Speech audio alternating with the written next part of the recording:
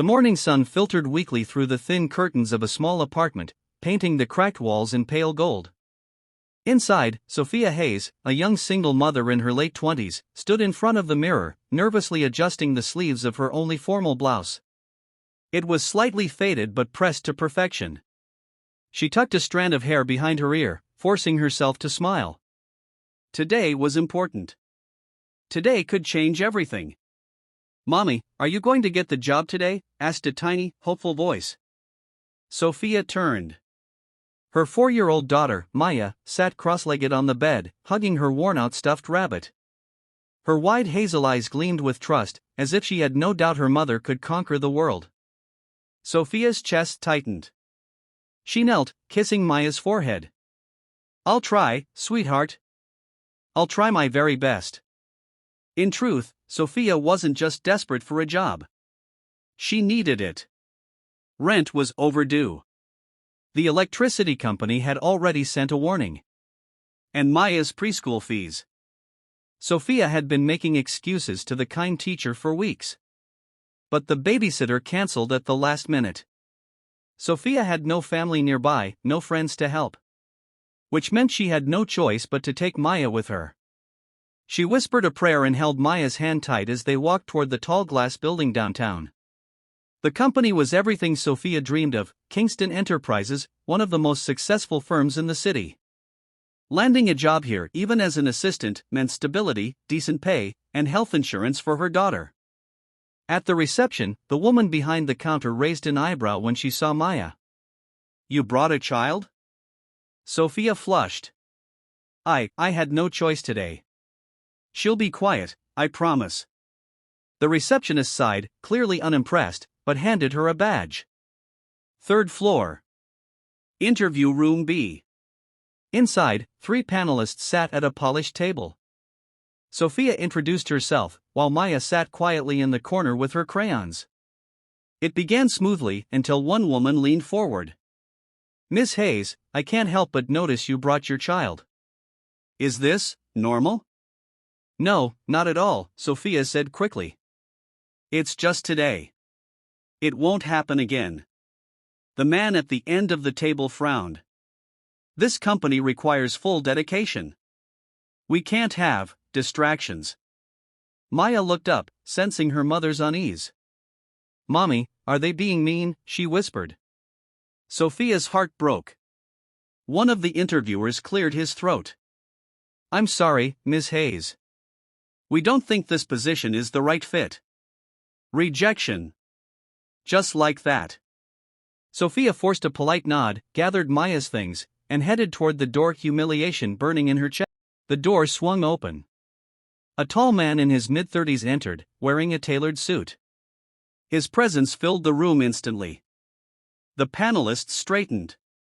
"Mr. Kingston." Sophia froze. "Ethan Kingston, the CEO." He glanced at Sophia, then at Maya, who peeked out curiously.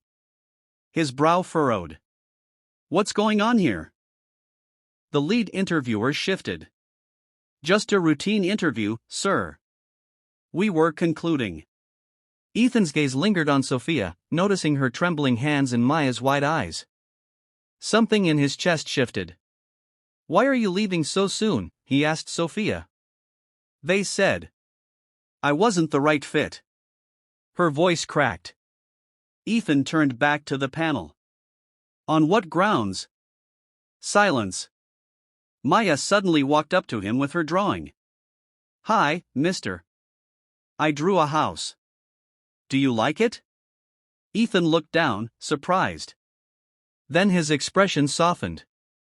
He crouched, taking the paper. "It's beautiful. You're very talented." Sophia blinked, stunned. When Ethan stood, his voice carried quiet authority. "Miss Hayes, stay. I'd like to hear more about your qualifications myself." The panel fell silent. For the first time that day, hope flickered in Sophia's chest. Ethan listened intently as Sophia spoke about her skills, her experience, and her determination. By the end, he leaned back, impressed. "Welcome to Kingston Enterprises, Ms. Hayes." Sophia gasped. "You mean it?" Yes, Ethan said firmly. Everyone deserves a fair chance. Maya clapped her hands. Mommy got the job. The first weeks were tough. Sophia worked tirelessly, balancing office duties with motherhood. Colleagues whispered. She only got hired because the CEO felt sorry for her. She won't last. It hurt, but Sophia pressed on. One afternoon, Maya fell ill at preschool. Sophia panicked, she couldn't leave during a big meeting. To her shock, Ethan appeared at her desk. Go. Your daughter comes first. Her throat tightened. But the meeting. I'll handle it, he said firmly. No one had ever spoken to her like that. Ethan began to notice Sophia's quiet strength. When she stayed late, he'd see her bent over reports, exhaustion in her face, but never complaining. Sometimes, Maya tagged along, and Ethan would stop to admire her drawings. Once, he asked Sophia quietly, "Why do you work this hard?" She answered, "Because Maya deserves better. I don't want her to ever think she's a burden. She's my reason to keep going." His chest tightened. He admired her more than anyone he'd ever met. Not everyone supported her. Victoria Lane, a senior manager, despised Sophia. She spread rumors, sneering, "You're nothing but a charity case. The CEO only keeps you around out of pity." The words cut deep. That night, Sophia cried silently. But the next morning, Maya handed her a drawing.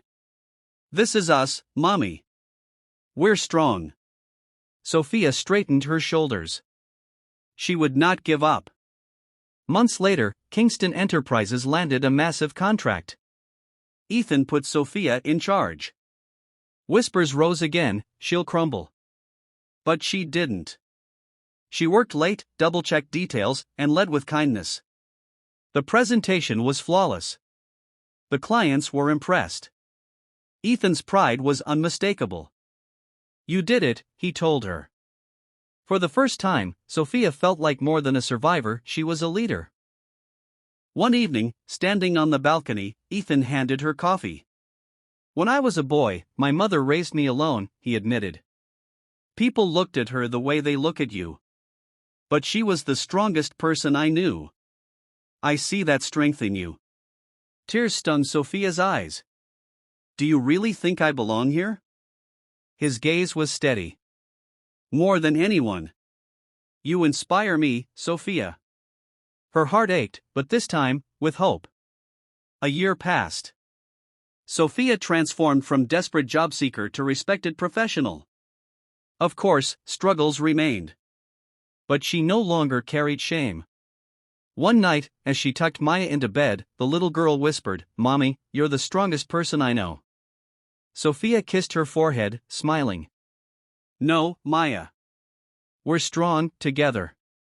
And deep down, she knew this was only the beginning.